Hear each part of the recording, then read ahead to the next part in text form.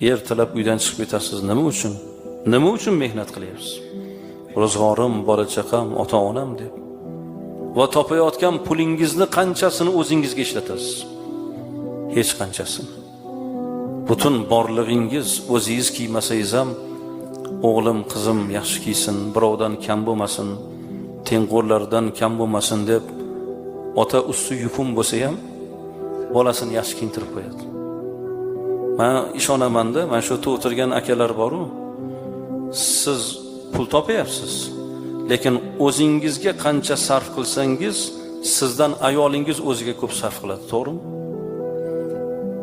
Sizdan ko'proq kiyimga pul sarf qiladi.